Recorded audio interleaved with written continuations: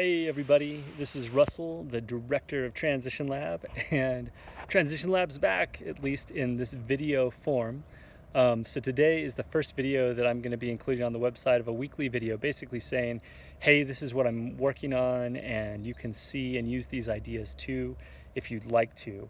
So the first thing that I want to start with is that my lawn used to look like that lawn over there, being a large grassy expanse. And if you want to start growing food, you've got to do a couple things first. You got to kill the grass. And so there's a couple ways to do that are pretty easy.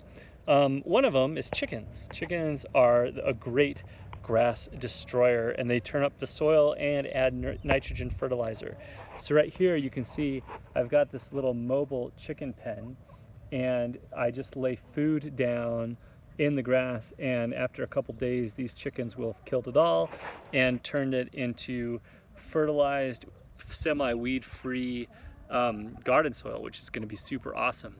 Another thing that you can do is you can see how I've got cardboard laid down, and cardboard is a great way to just suppress things, because if they don't have any light, they die. And then there's also all sorts of like organisms that will live protected under the cardboard, and they'll just eat up everything that you don't want. So that's the first thing to do to prep for beds.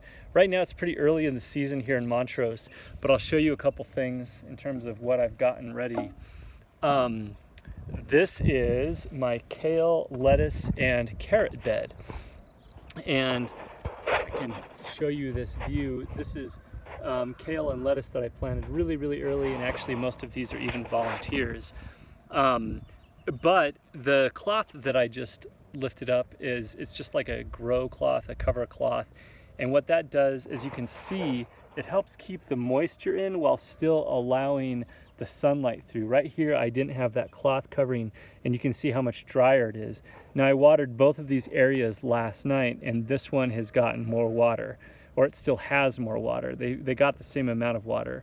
So this cover cloth, the light goes through it and so can water, but it helps, especially in our desert environment, from letting just constant moisture evaporation happen. The reason that that's really important is because I've planted a whole bunch of baby carrots and chard and other things, and for those seeds to germinate properly, they need to be both warm and they need to be moist. And so you can see we've got all these little seeds starting to come in because they've been allowed to be warm and moist, which is what we need.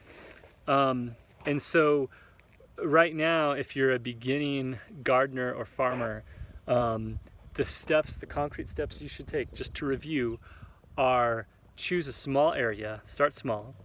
And if you got chickens, great, have them just ravage it. If you don't have chickens, you can start with cardboard. You could even get a rototiller, that's okay. And then the second thing is, if you can, get yourself a cover cloth like that, that you can use to help do direct seed.